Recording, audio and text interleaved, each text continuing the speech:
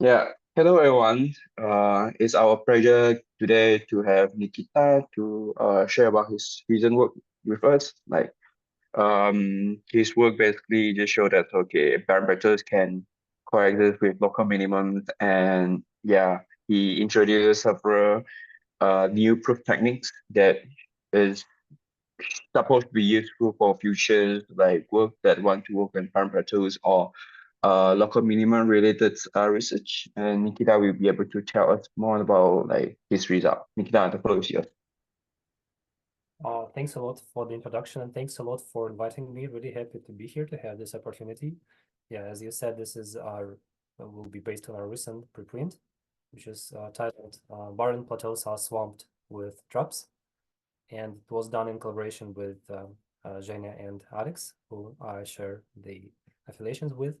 And the title of the preprint is a nod to the fantastic work by Eric Anschwitz and Babakiani titled Beyond Barren Plateaus, VQAs are swamped with traps, which I will say more about later.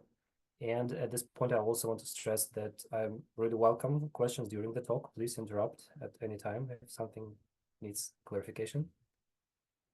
All right, so I don't think I need to introduce in any detail what are VQAs or QML models to this audience. I just want to say that the data that I will think specifies VQA is the initial state, quantum circuit, and an observable. And we cook up a loss function from this data. And the problem of training a VQA is to find the minimum of this loss function. And this training is difficult. This training is notoriously difficult in VQAs.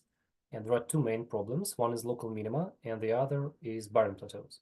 And I will address them in turn. So local minima, we expect generically to appear in non-convex loss functions. So, but how severe is the problem actually requires study. So for example, classical machine learning models are also often non-convex loss functions, but somehow even large and complicated classical neural networks we can optimize efficiently using gradient-based methods. Apparently, optimization of variational algorithms, of quantum algorithms, is a qualitatively more difficult problem. So a formal result you can derive is the training VQAs is NP hard, and this is the result by Bittel and Klisch. I think this is somewhat formal because you need to specifically construct the VQAs in such a way so that you encode the solution to an NP hard problem in their global minima. And to me, more influential was the work by Eric Anschwitz and Babakiani, who showed that this is not a fine tune. This is very generic property. Even for shallow VQAs, you can analytically get the distribution of local minima and see that is highly peaked far from the global minima. And you only have the majority of local minima be good local minima when you reach the overparameterization regime, which is totally impractical because usually it requires exponential depth circuits. And also at this point, I would like to note that local minima, I think, are generically perceived as a problem of shallow circuits. In contrast to the Barren plateaus, which are usually perceived as the problem of deep circuits, they are the first kind of trainability problem identified with QML models generally. And basically, Barren plateaus are just vast flat regions of in the landscape. So your landscape is basically flat, and maybe somewhere in exponentially small volume are hidden here and there some good solutions. So this is a problem because you just don't know where to go. If you initialize randomly, you have no good direction in sight where to do your gradient descent towards. And so I want to stress that Barren plateaus are a very generic property. They're not fine-tuned, and it basically manifests the curse of dimensionality. And although they mostly appear in deep circuits, also there are examples where they appear in shallower circuits. I will talk about that later. But to me, these two problems were somehow separate when I started working on that. And now I realize that they are very tightly connected. And also people also realize, but maybe in a different way. So just before I try to connect the Barren plateaus with local minima, maybe I address a couple of proposals how people want to deal with Barren plateaus. So one way to avoid Barren plateau is to try to construct VQAs that are free of Barren plateaus by design. And this is possible, but there is a large body of recent evidence that such models, through the same mechanisms that make them free of Barren plateaus turn out to be classically simulable, basically because their dynamics does not take place in an exponentially large spaces, but rather in polynomially large. Then you can efficiently parameterize it and simulate classically. So these models at the moment do not look like good candidates for quantum advantage. Another proposal is to smartly initialize instead of randomly models with Barren plateau. So we are okay with the fact that there are Barren plateaus, but maybe we can find a way to avoid these vast flat regions and start our training somewhere in a good place. So there are also problems with that proposal, I believe.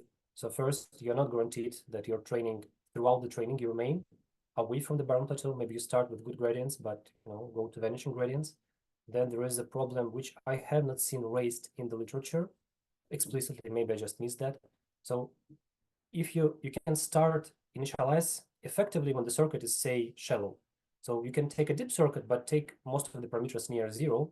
This effectively gives a shallow circuit. And then while you may have non-trivial, non-vanishing gradients, I see no evidence that you can actually cross into the deep circuit regime. And if you don't cross, your training don't cross into the deep circuit regime, maybe you don't need the deep circuit anyway.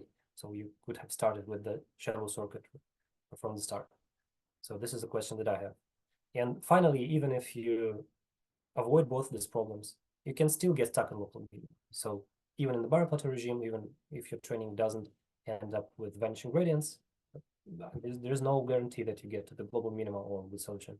And there is a picture of a daddy pig who got stuck at a soft playground, and I can't help putting it into all my presentations that mention local minima. All right, so the question that we want to address, can Barren plateaus and local minima coexist? So my narrative was that they're usually treated as separate phenomena, but of course, people know that they can coexist. This is very generic. So we only expect local minima to go away when we hit the over-parameterized regime. And this happens for exponential depth generically. And Barren plateaus appear way before that. So of course they can coexist. But the way they coexist, how does it play out, is not clear. So for example, I think that Eric and Schutz proposed that maybe in the Barren plateau regime, most local minima are exponentially small bumps in the loss landscape, so which makes sense. So our contribution is to show that there is a large class of local minima which exists specifically in the Barren plateau regime, not despite it, but because of it, which have good loss values. They are not exponentially small, yet they are trivial solutions. They're trivial solutions in the sense that I will talk about later. All right, so this was the two problems of trainability in Barren plateaus, and that I say that I want to discuss their interaction. And here's the main idea of our work, and actually this slide I think covers basically all of the work, and I could have been done here in principle. And the idea is very simple. The only additional piece of information you need is that the loss function typically in VQAs consists of a sum of many terms, and each term carries only small information about the problem. Say it's a single term in a molecular Hamiltonian, or it's a single constraint in a combinatorial optimization, things like that. And if the total loss function has a Barren plateau, then each of individual loss terms also need to have a Barren plateau. It also needs to be concentrated. And so let's look at the figure below. So each slice here is a loss function for an individual term in the loss function. If they are all highly concentrated, and if they're individual, Why the second point is true, that if L is a Barren plateau, then every Li has a Barren plateau? Is it obvious? Yes. Maybe not really, but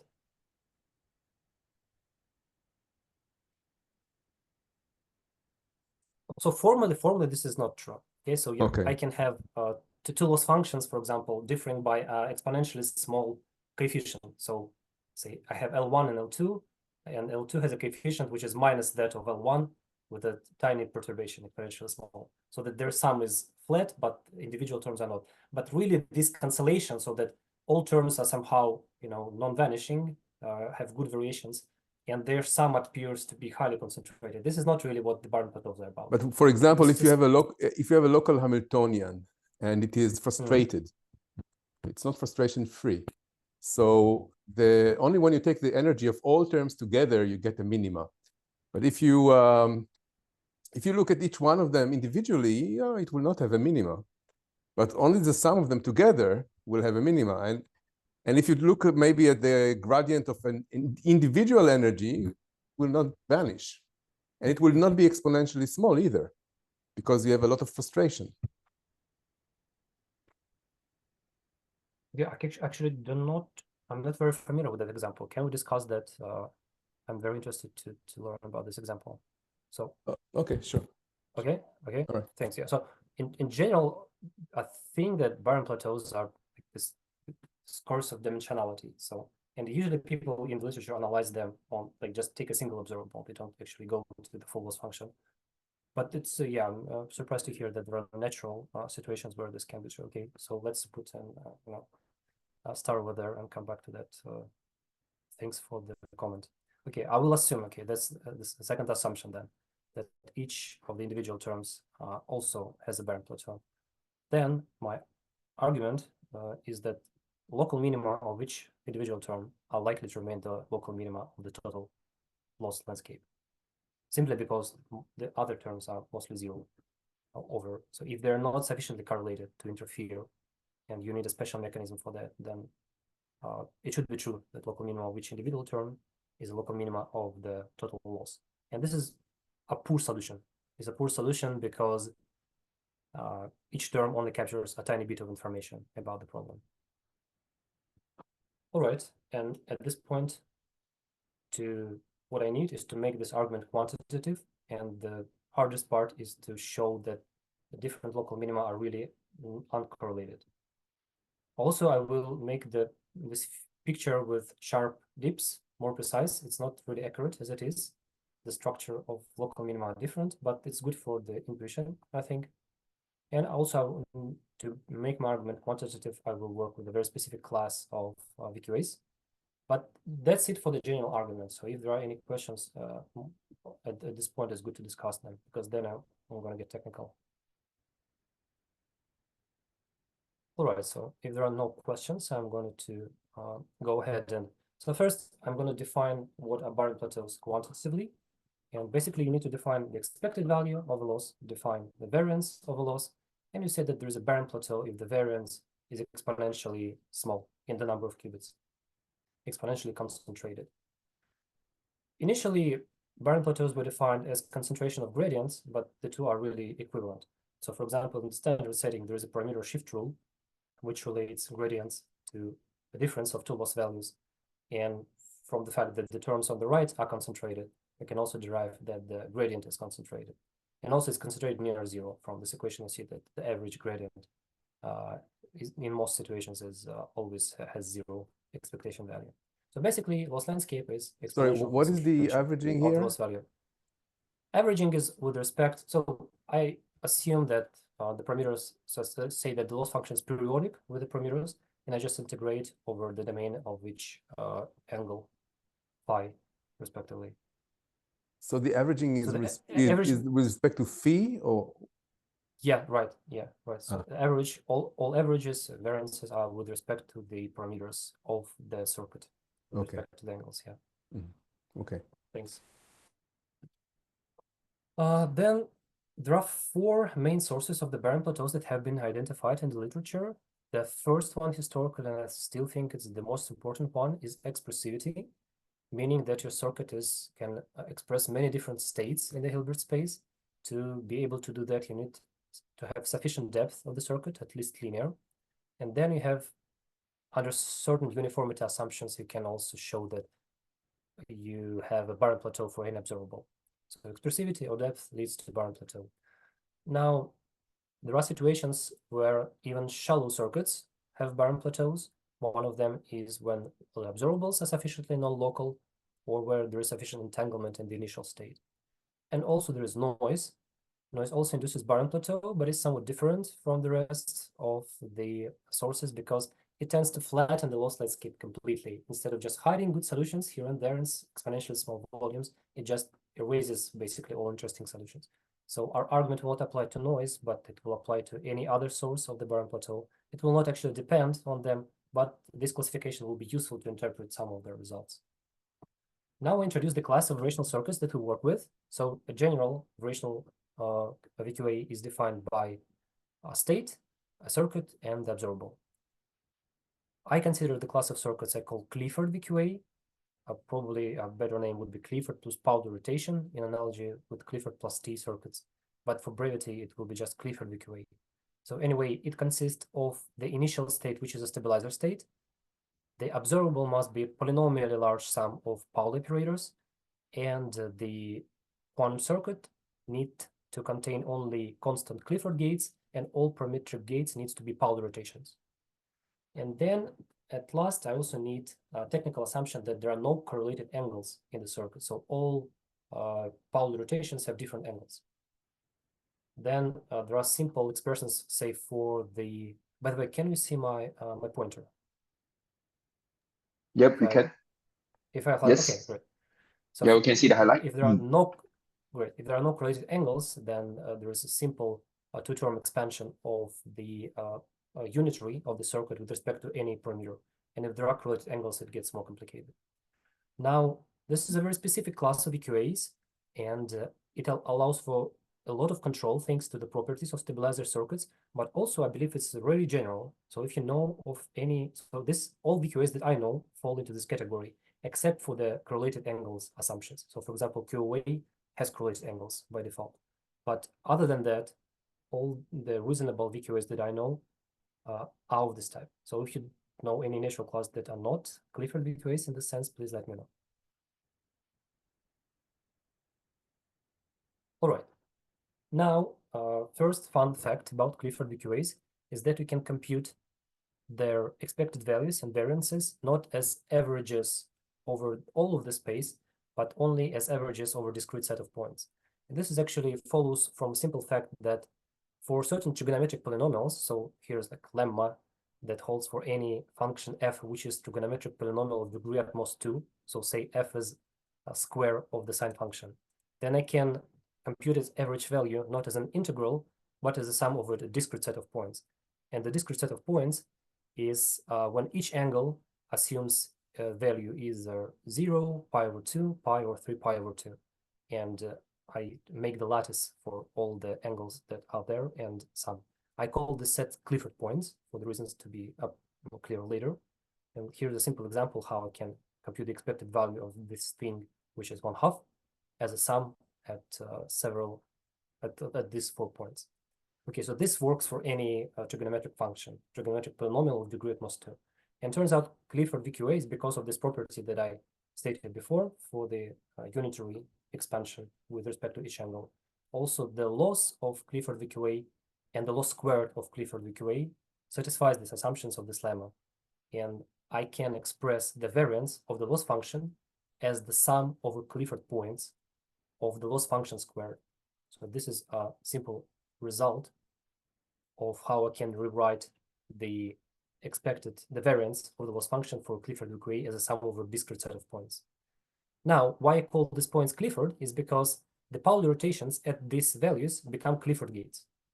And so the whole circuit becomes a Clifford, one large Clifford gate. And so at this point, at Clifford points, the loss function is an average of a Pauli operator in a stabilizer state. And it can only be 0 or plus minus 1. That means that this sum here can be reduced. It counts just the number of Clifford points where the loss is non-zero. Because if the loss is 0, it does not contribute. If the loss is non-zero, it contributes plus or minus 1. And so the percentage of these points, which have non-zero loss values, give me the variance of the original loss function.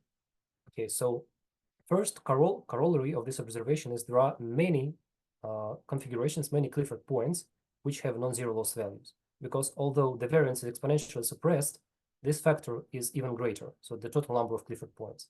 And so if you express the number of non-zero Clifford points by multiplying the variance by the total number of Clifford points, you will see that it must be exponentially large, even for shallow circuits. So the total number of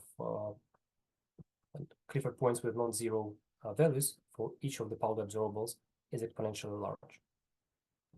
Sorry, it's not clear to me. Okay. Let's discuss that. So you calculate the variance, right? V of L, Right. and L is a fixed circuit, right? Yeah, L is a fixed VQA with this fixed observable, and okay, so this holds for a single pole observable. Okay, this equation holds for a single pole observable. Okay. So for a single Pauli observable, the variance of this is all the non-zero Clifford points divided by 4 to the power of phi, which is like the number of all these Number of parameters, right? of all the Clifford points. Yeah, so power of phi is just the number of parameters in the circuit, and 4 to the power of phi is the number of Clifford points. I see. And what is can you explain again? The corollary is what? That the corollary is that there are many Clifford points with non-zero values. So for each Pauli observable, we can find many Clifford points, exponentially many Clifford points with non-zero values. This is important because I will then argue that each of these points is likely to be poor local minimum. what do you mean? Sorry, in point. You mean you can have different Pauli observables that will give rise to a variance which is what I mean, you have a loss function for a single Pauli observable, and you take it at some Clifford point, and you ask how many Clifford points you can come up with, so that is not zero. And I say the number of such points where this is non-zero for a single Pauli observable is very large. Okay. This is important because I will later show that each such point is likely to be a poor local minimum, and then this implies that there are exponentially many poor local minima. I see. Okay. Yeah. Thanks for the questions. So a formal restatement of this fact is, so before we said that the Barren plateau is a concentration of the loss over all the perimeter landscape. Now I can restate it as a concentration over Clifford points. So in particular, I can say, so if there is a Barren plateau, then the probability that the loss function at any Clifford point being non-vanishing is exponentially small. And similarly, the probability of any gradient component or Hessian entry is also exponentially small at any Clifford points in a VQA that has a Barren plateau. So this is a simple reframing. We knew for Barren plateaus in general, if we sample uniform at random, with probability exponentially close to 1, we get exponentially small values. But if instead we sample from the Clifford points, we get exactly 0 values with probability exponentially close to 1. That's it. Now I'm going to come back to this point that the picture that I drew first with the isolated local minima is not really accurate, at least in Clifford VQAs. And here's the updated version of the picture, how a local structure for a single Pauli term looks like. So I now consider a single Pauli term that I want to optimize. The trivial observation is that if there is any point, pi I call it here, that makes the loss with this Pauli term -1, then this is a global minimum, because it can not be any smaller than that, because the minimum eigenvalue of any Pauli operator is -1. So next, the important observation is it is not an isolated point. There are what I call null directions or flat directions. You can split any point of that type that gives -1 value to the loss function of a single Pauli observable. You can split it into two collections of coordinates, and one coordinate depicted here, it really affects the loss value, but the other parameterizes the bottom of that valley, and you can move freely around it, and I call this flat directions. So this is, I think, what is referred to as narrow gorge in the literature, and this is a better representation of how actually local structure of loss functions for single Pauli operators look like. And going through these angles, you are leaving the Pauli, the Clifford points, right? I mean, you're yes. So how does it work? Take any Pauli operator, find some Clifford point, phi I, and then each just Clifford test. point will be in this this valley. No, there can be exponentially many valleys again. So you take any Clifford point, and it is connected to some valley. So there will be many valleys, and each valley contain many points.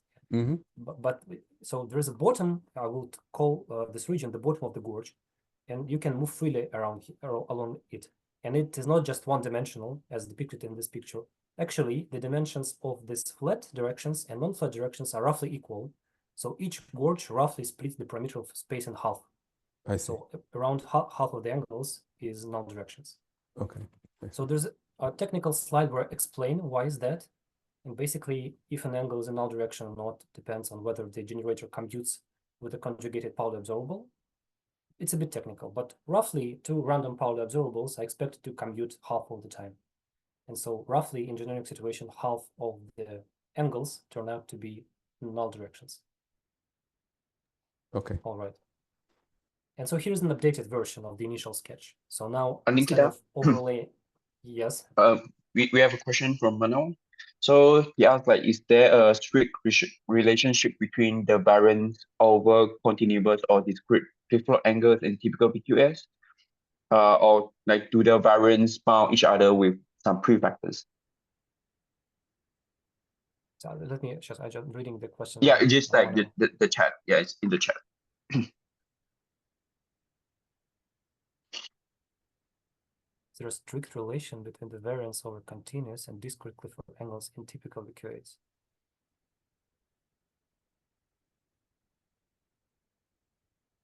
So I mean, it's a good question. Do they? So in typical, so actually in typical VQAs, so Manuel, I think if you do not, so I don't actually need to derive this equation that the variance can be expressed as the sum of the Clifford points. I do not need the assumption that the VQA is Clifford. I only, I don't think, okay, so Manuel, maybe we can discuss it later. It's a good question. So I will just now say that you don't need the assumption that the VQA is Clifford to derive the equation. You only need the assumption that the angles are uncorrelated.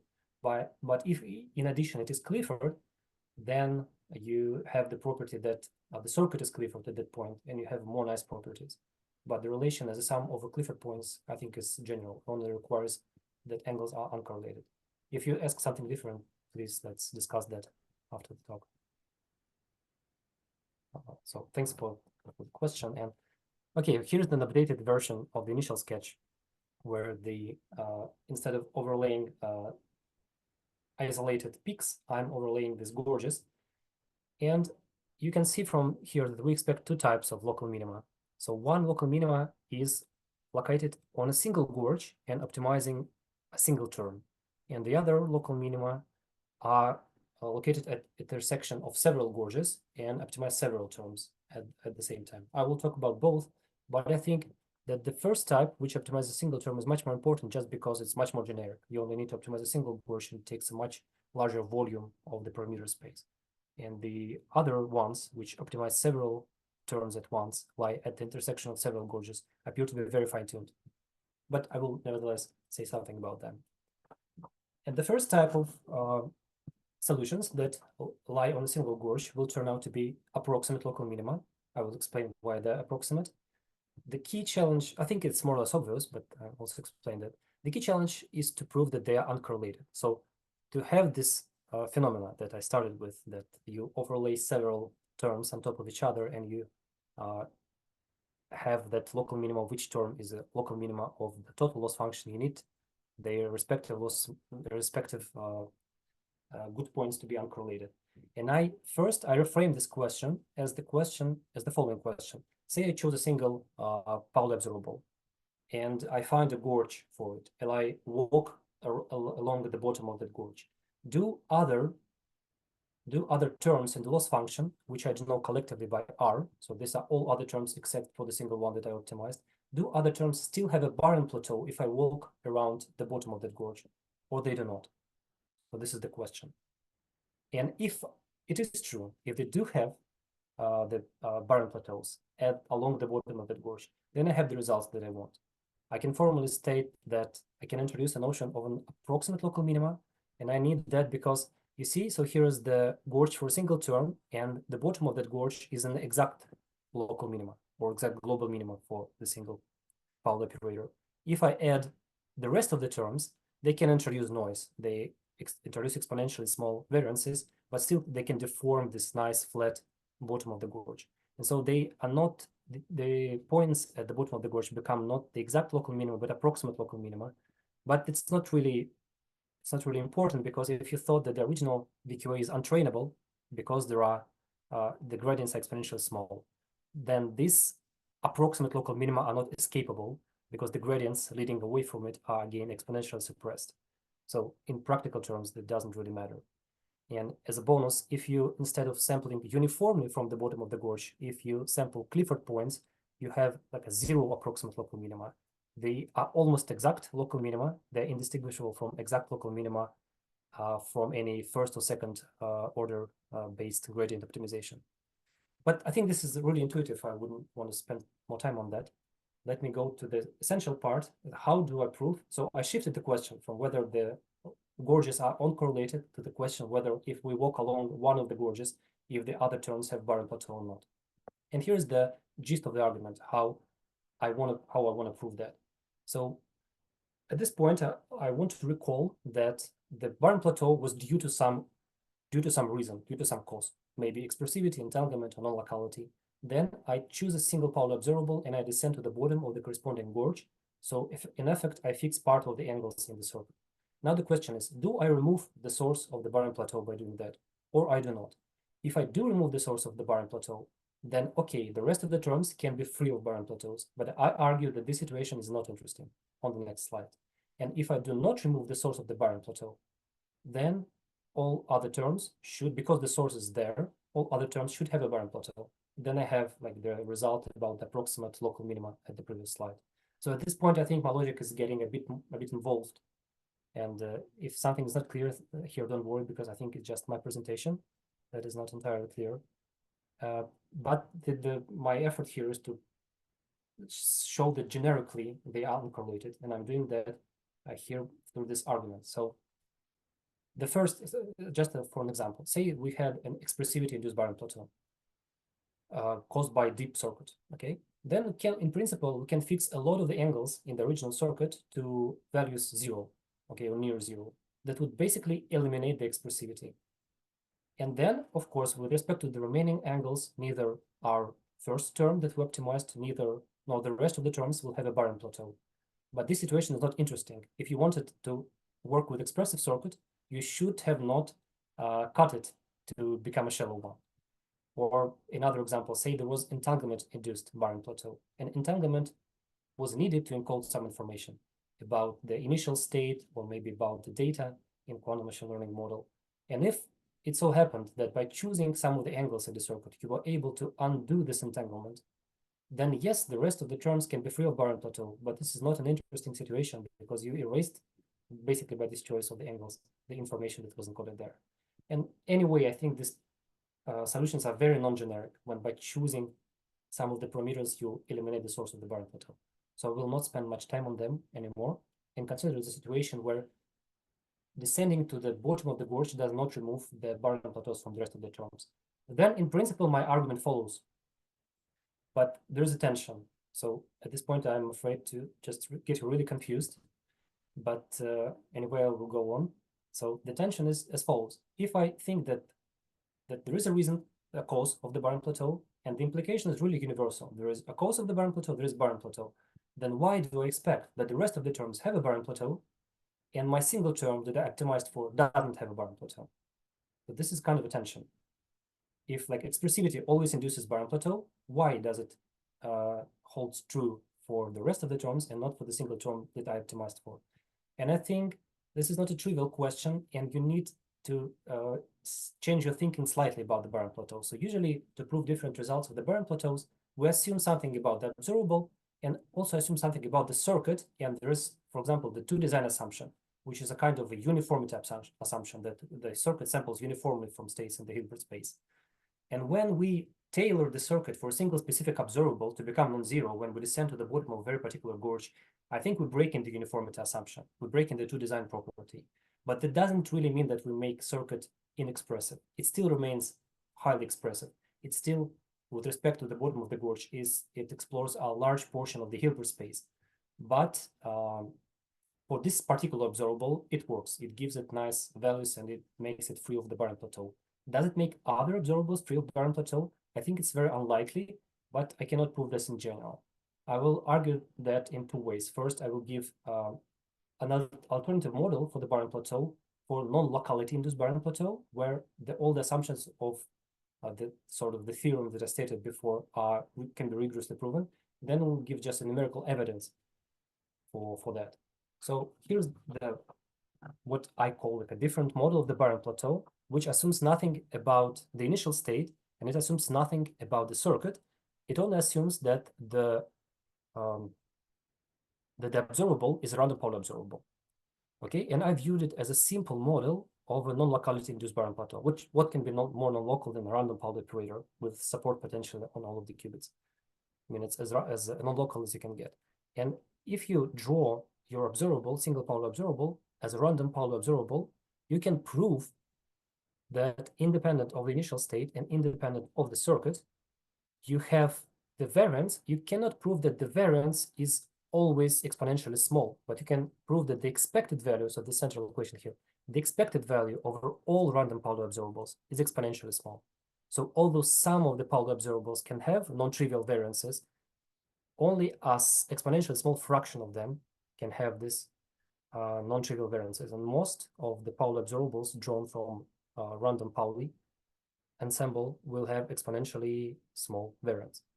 And because this model doesn't assume anything about the initial state or the circuit, when I tailor my circuit to one specific Pauli observable, it doesn't change that property really. And so other Pauli observables are not at all more likely to become non-zero at the bottom of the gorge for a single Pauli observable. And what allowed me to derive this rigorously in this setting is that I do not assume any kind of true design property, neither globally nor locally, about the circuit. I don't, so maybe this is confusing. Okay, so take it or leave it. Yeah. I have a question on this one. Yeah. Like, could I kind of think of it in some of Heisenberg pictures, for example, you fix Pauli's observables and then you break the circuit into two parts. One is the whatever circuit that you consider the rest. The second part of the circuit is just like some unitary that respect to design that you, or maybe just simple circuit that is random enough that map your Pauli to other Paulis, like when you sample them, and then you do the average. So it's kind of the same picture, right? Or correct me if I'm wrong. But basically, I'm trying to kind of think of it in terms of the Heisenberg picture. And you make it back to our previous model of VP. Is it clear to you? I completely, I'm not sure I completely understand the question. Maybe I'm not familiar enough with. So you're talking about the Heisenberg. Yeah, because the Heisenberg pictures of quantum mechanics, right? Basically, you just put the unitary instead on the state, you put it on the observable, right? And now basically you have some you fix the initial observable that you have, like a single Pauli's, whatever Pauli that you consider, and for Clifford circuit, it could map the Pauli's to other Pauli's, right? So if you kind of consider all of this Clifford gate, basically you average over that, and the effect should be about the same as what you have done over here, right? I think if I get you correctly, what you're describing is what I would think should be a model for expressivity induced Barren plateau. So it would not require the circuit to be a two design, but I would require that if I sample from Clifford points of the circuit, it sort of is a random Clifford, and then it converts my original observable. Yeah. Right. I see. Okay. To random. So here it's random from the start, and independent of what kind of circuit or state is there, I will have. So this, by the way, this factor 2 to the power minus n is just the probability of a random Pauli observable to have a non-zero expectation value in a stabilizer state. So basically, if the state is 0, it's just the probability that there are no X operators in a random Pauli observable. And similarly, if you start with a random Pauli observable, there's nothing you can do to change that.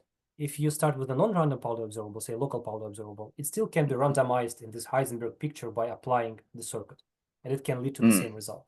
Or entanglement, I think entanglement can be also modeled like application of random Clifford, but to the initial state. But it still serves the same purpose. It sort of randomizes the resulting observable in the Heisenberg picture and leads to this. Yeah. I see. Thanks for the question. Yep, thanks. And now about the numerical results. Should be done in 5 minutes or so. Am I over time or? No, you are well on time, so that should be fine. Thanks. Okay, great. So we did this carefully in this model with random observables, but numerically I wanted to test for the expressivity-induced Barren plateau. Do we have this correlation or not? So here is the simple setup that we work with. The simplest I can imagine, it's the hardware-efficient brick wall architecture. Each 2-qubit block is composed of a controlled Z gate followed by some single qubit gates. None of the details here matter. It's a standard, setting.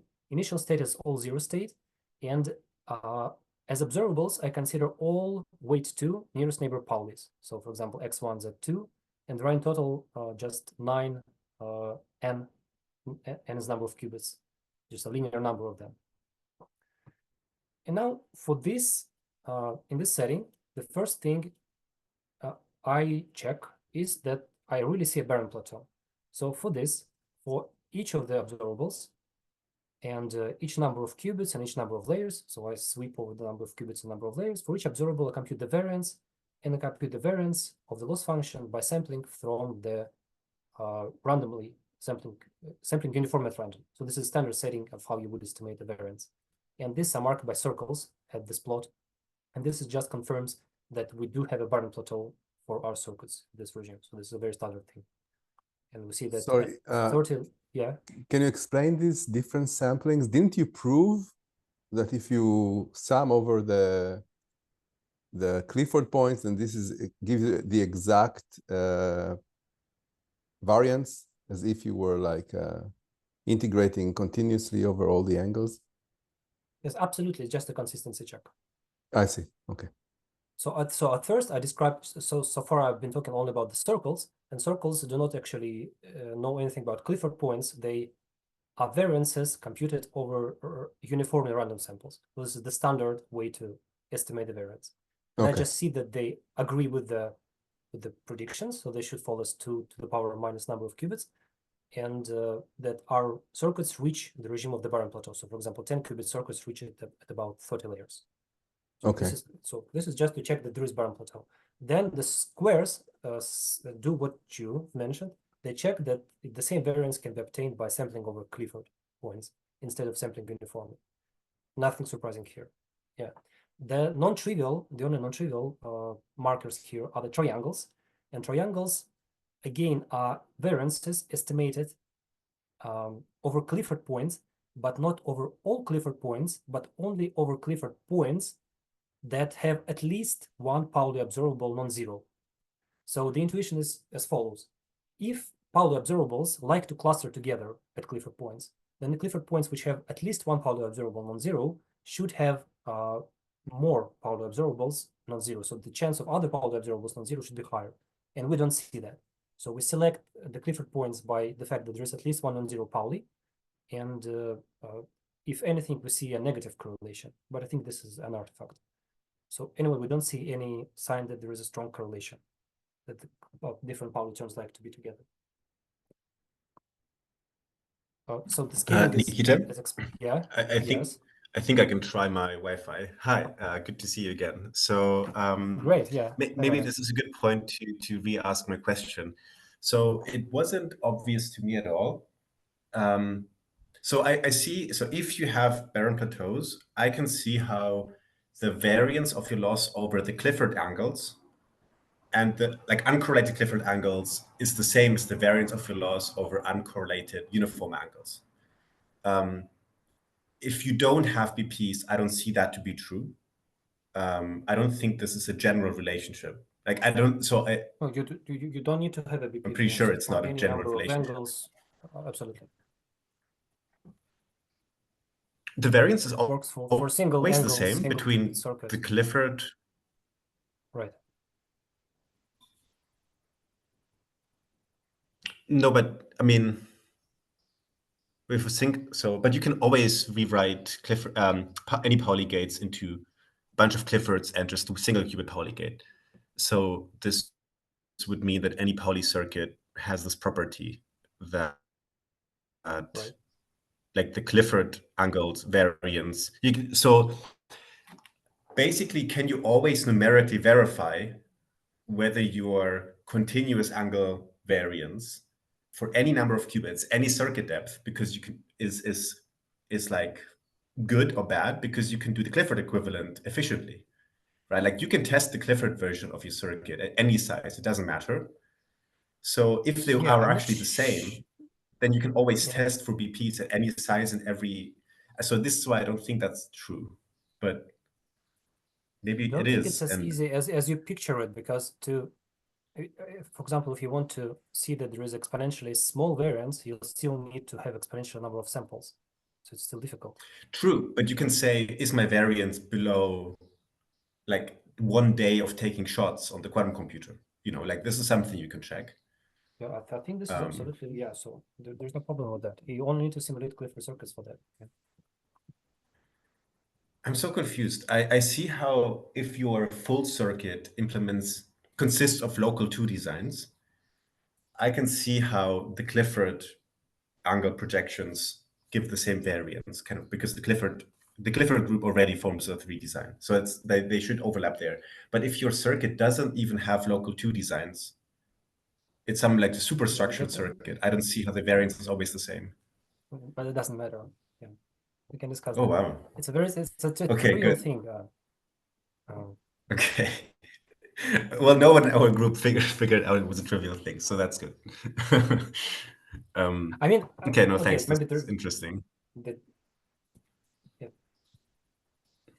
And so you see here, for example, even when you don't expect a Barren plateau for 10 qubit circuits at 10 layers, it's not haven't fall to the line that it should be on. They agree pretty much. Yeah, the squares and the circles. I think this was your question, but I'm happy to discuss that.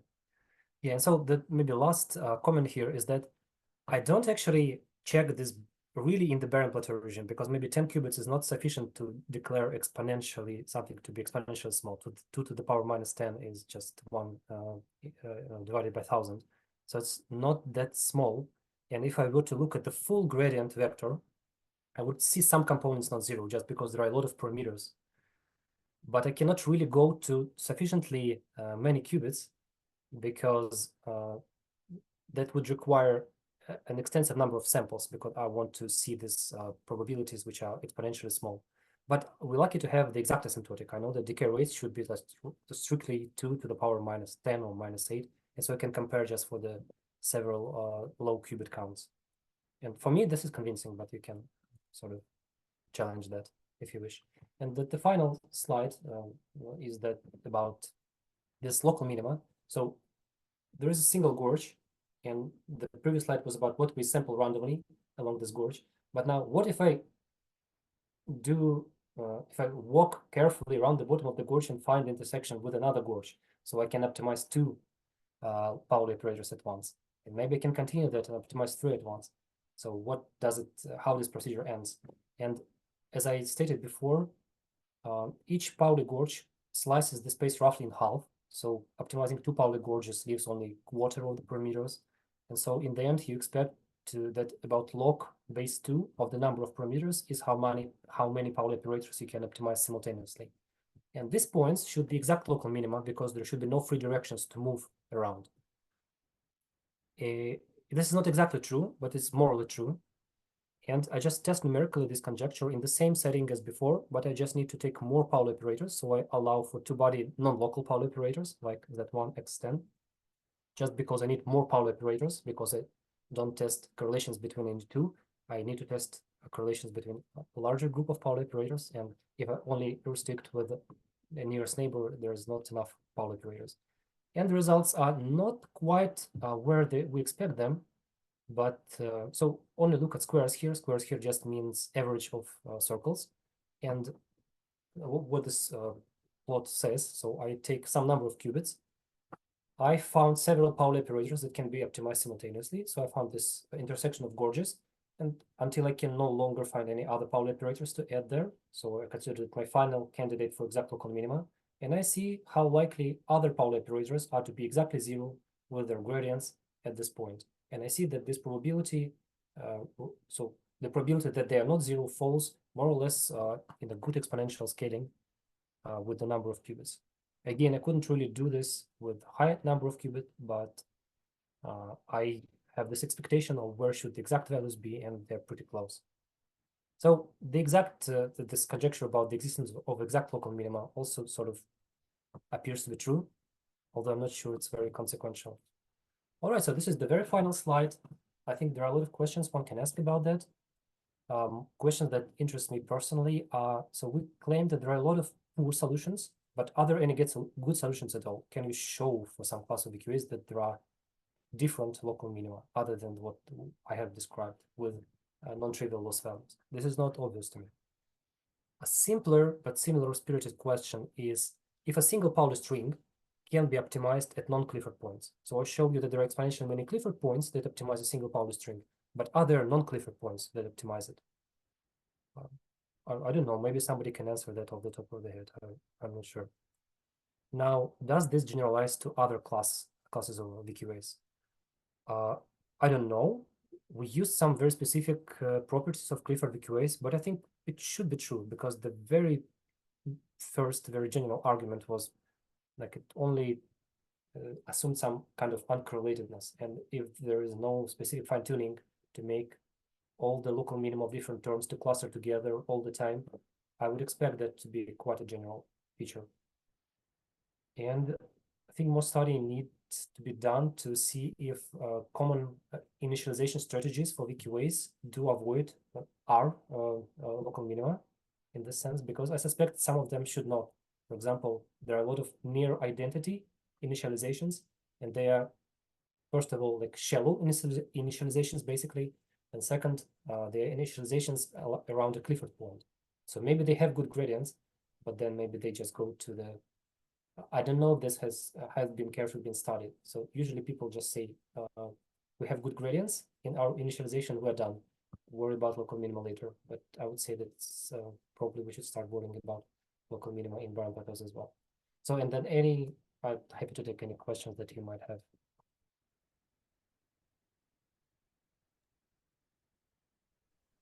Cool. Yeah, we thanks like Nikita for the very detailed and interesting talk. So for the audience, if you have any questions, feel free to unmute yourself to ask the question or type the question in the chat, and I could help to ask them.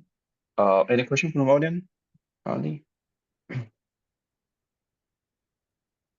So maybe I could just quickly ask one more before I think. Oh, sorry. Yeah, just go ahead. Hi. So if I understand correctly, a major part of your proof is the fact that these angles are uncorrelated. That in the process of the VQA optimization, you somehow optimize them, but then can't you think about like different ansatz or different algorithms where you have a lot of correlations between the different parameters? Because you have some underlying structure, maybe motivated by some physics, yeah, or something like that. I don't know, like would be QAOA, probably.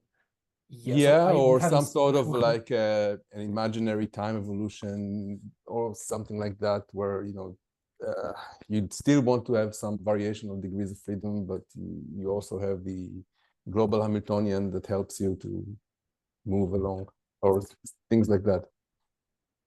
Yeah, so I certainly agree this is an absolutely valid question. So if you have hope after that, then I would certainly try to work that out. Analytically, that would be, I think, much more difficult. But numerically, I don't see a problem. Well, actually, maybe it is a problem. Yeah, so I don't know. I'm not very hopeful, but maybe. And also another question is, what if in your VQA circuits, you have some non-unitary operations, for example, like resets? You just add fresh qubits to the system. You throw away something, put a new zero there. You can do that. Why should that help? Well, maybe to avoid local minima, but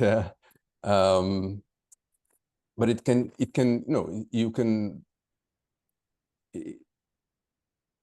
it's just like in some sense adding fresh ancillas or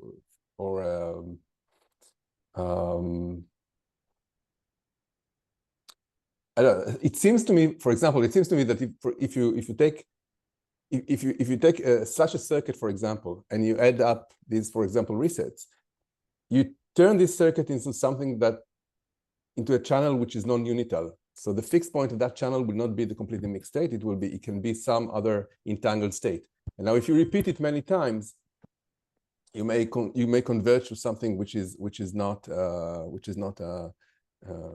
the completely mixed status, but some state which is interesting.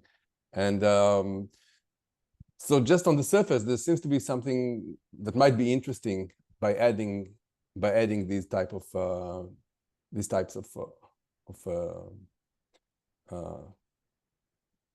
operators. It's just in some sense as if you keep adding more qubits to the system, and you're throwing up other qubits from the system, and you're not counting them in your cost function. In some sense, this is equivalent. So, but maybe I mean the same argument holds also for this type of session. Do you think that will help with Barren plateaus? Should that eliminate Barren plateau? I don't know. I have no intuition. Yeah, I also have limited intuition about that. My point. Well, it's in some sense it is a little bit like this non-unital noise business that people, when people were trying to understand this, the effect of noise on this type of circuits, and there is a very different behavior between unital noise and like dephasing or depolarization, and non-unital noise like amplitude damping. It gives different behaviors, and adding some resets into the system also on some level emulates this amplitude damping, because it sends you to a particular fixed point. So maybe that's my intuition. So maybe you can experience different behavior. Maybe it might be helpful for Barren plateaus. I don't know. If something like that could address the issue of the Barren plateaus themselves, that of course would be great.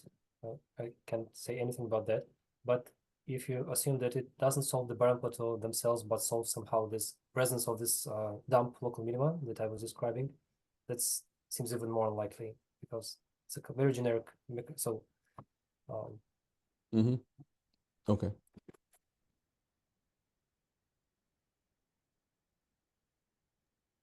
Any other question from the audience? Okay. Yeah, actually the question that I was about to ask is already asked by Itai, and then you addressed it. So currently I also generally have more questions, but I think like if the audience have any more questions, they could ask you via email or something like that. So that should be good enough. Please email me any questions that you have. I'll be happy to discuss any topic. Yeah. Yep. Yeah, we thanks Nikita again for the very, very interesting talk and introduce us the new concepts for us to think about, and some other questions for us to address.